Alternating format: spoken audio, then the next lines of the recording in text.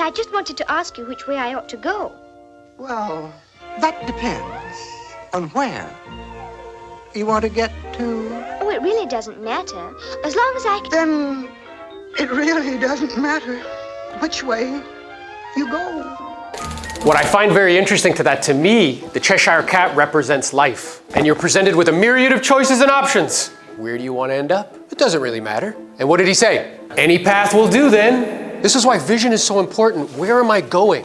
What is the ultimate goal and destination? I decided when I was a younger, 26 years old, I wanted financial freedom and independence because I didn't want my family to feel the pain of being poor. And anybody who tries to tell you or convince you that having money is evil doesn't fucking have any. In 1,000 universes, 999 of them, you want to be rich. Or at least have resources, period. And by the way, people who hate on people who have resources, you know what that is? It's a status game.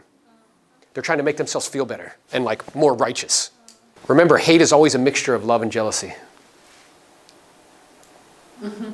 People hate on my comments, hate on my shit all the time. You know what they're really saying to me? Gosh, I wish I could sound like that. I wish I had the fucking courage to just be myself. But you let that stop you.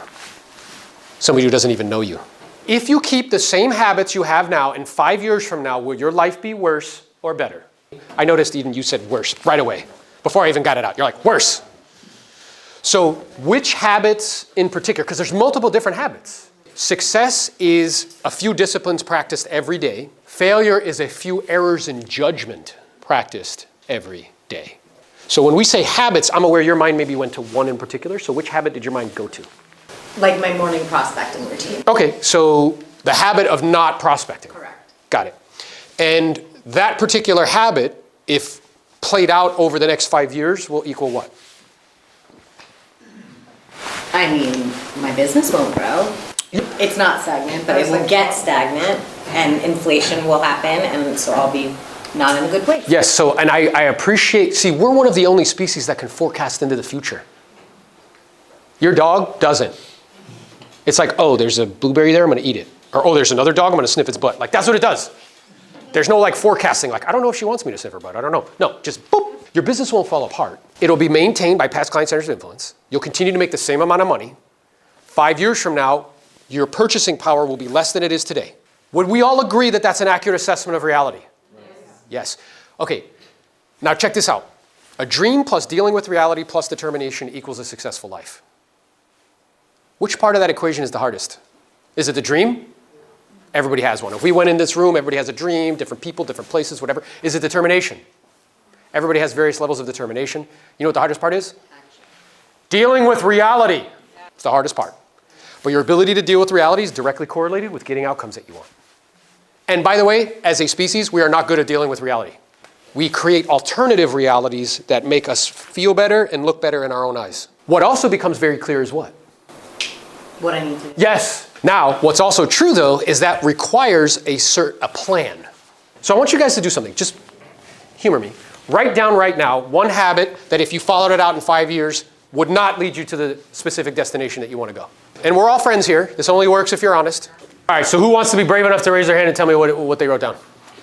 What do you got? Not taking enough action. Okay, and what specifically?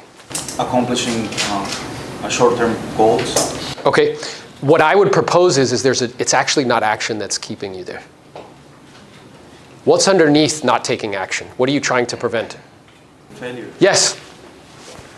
I'm trying to prevent looking bad in other people's eyes, so I don't do anything.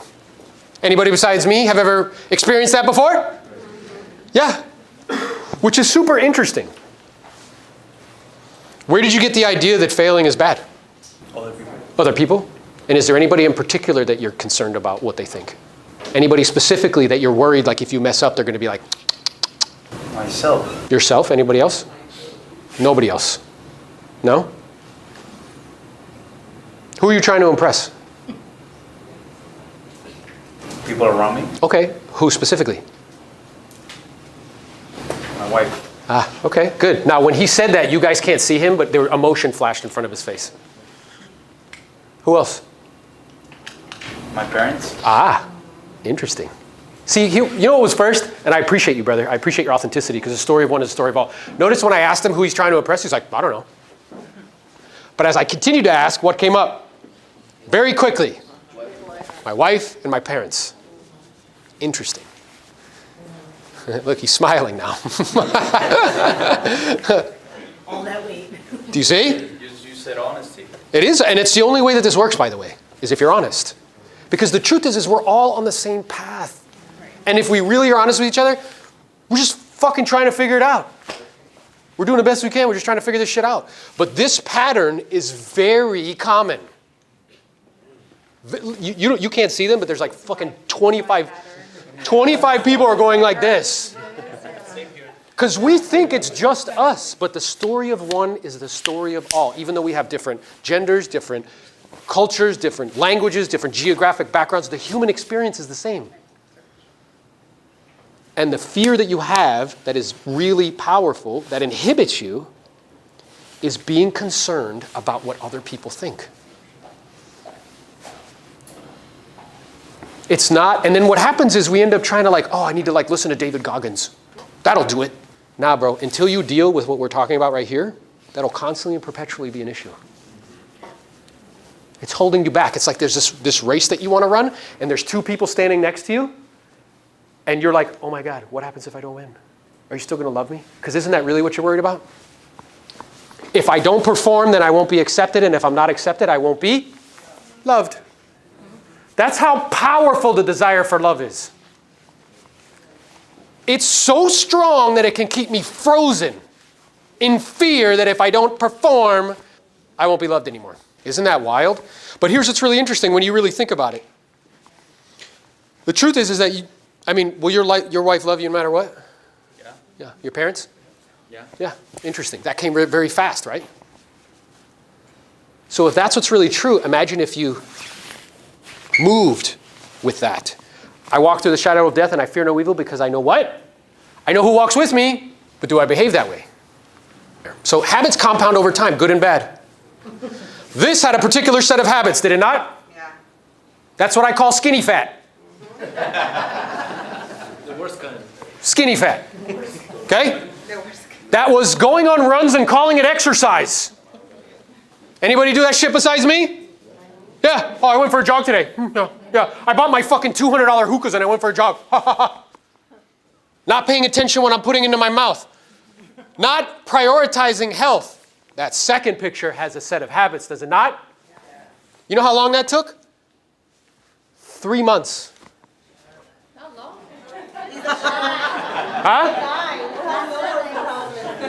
So what I'm aware of, though, that this required a radical change in thinking and prioritization of time. 100%. And this is just an example, right, of how you can change very fast, very quickly with the right plan and right strategy. By the way, do you know, I also hired a coach because I didn't know what the fuck I was doing. Even though I've done triathlons, even though I've done half marathons, even though I played high school football, you know what the real truth was? I had no fucking idea what to do in the gym. And then you know what the real truth is? Most people don't.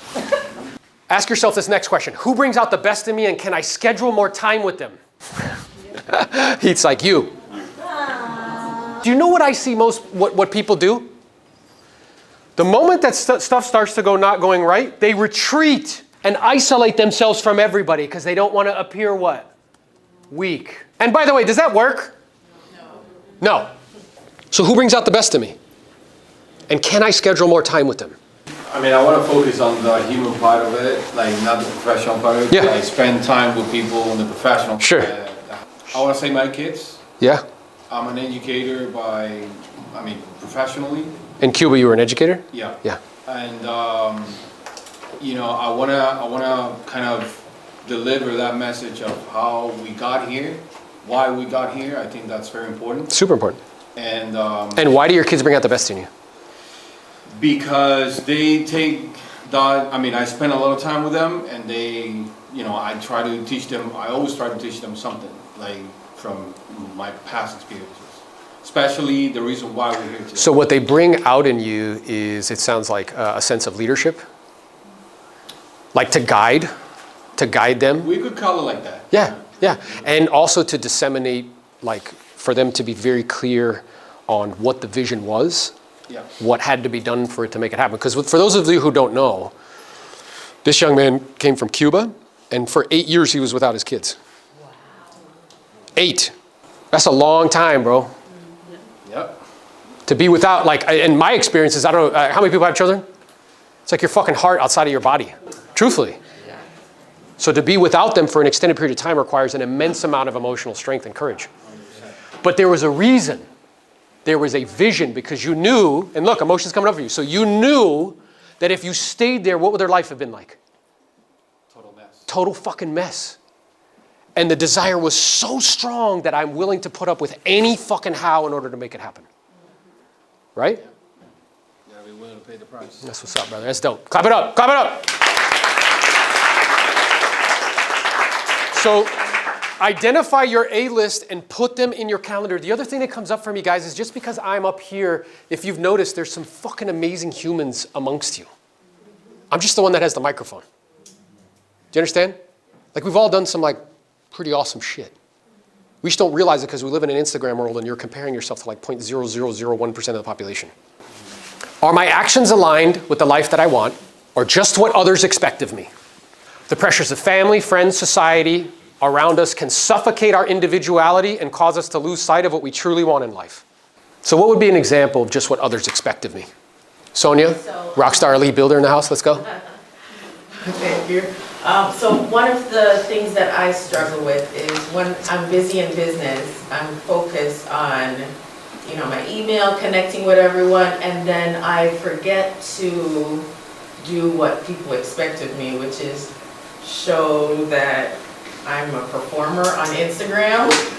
Yeah. And so maybe like in 1 week I post like a whole bunch of closings that I had probably 6 months before, because I fall, you know, in between what the world expects, which is... And what you actually want. Yes. Yes. So for those who don't know, she has 11,000 subscribers on YouTube.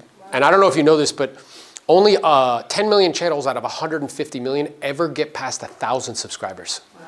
That's the fucking truth.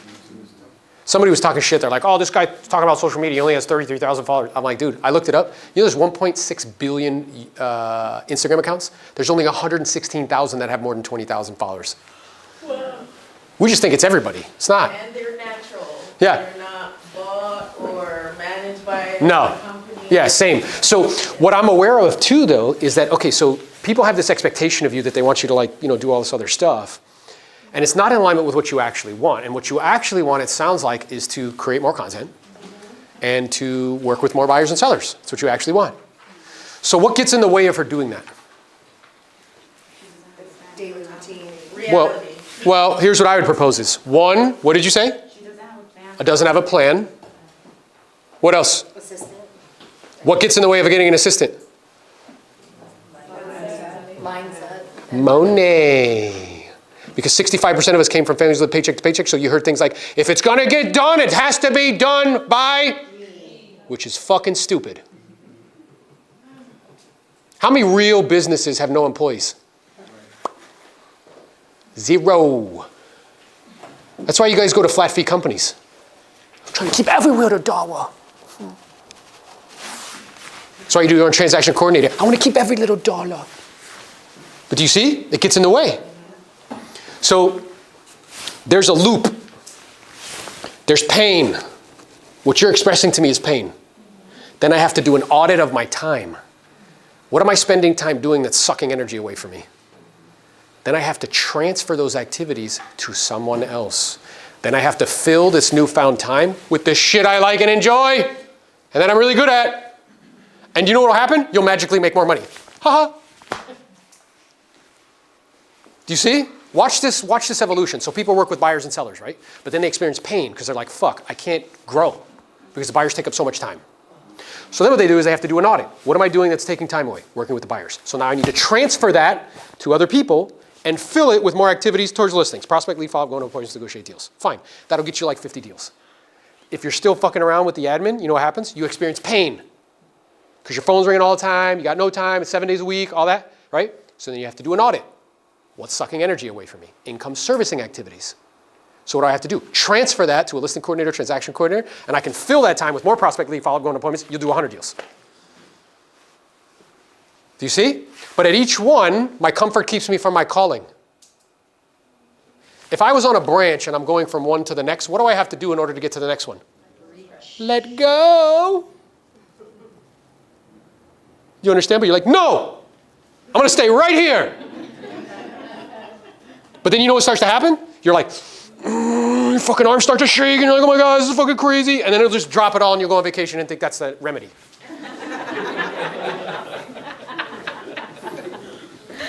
The laughter is because you know that shit is true. You're like, oh, I'm just fucking, I need time, and like, I need to recharge. It's fucking horse shit. You're refusing to let go of something. That's what's causing the pain. Next question. Which areas of my life would benefit the most from setting stronger boundaries? Ooh, deep breaths. Which areas of my life would benefit the most from setting stronger boundaries? One of the healthiest things you can do is to set strong boundaries. If you don't know where to start, look at the areas of your life that feel most out of control. 18 months of therapy to figure that shit out. Right? 18 months. And you're getting it here. Right? She said 18 months of therapy to figure that shit out. So look, if you don't know where to start, look at the areas that are the most out of control in your life. So write down, what area in your life is the most out of control right now? Out of control. Is it fitness? Is it fucking admin? Is it your money? What area is the most out of control? Spiritual. Okay, dope. I think it starts from there.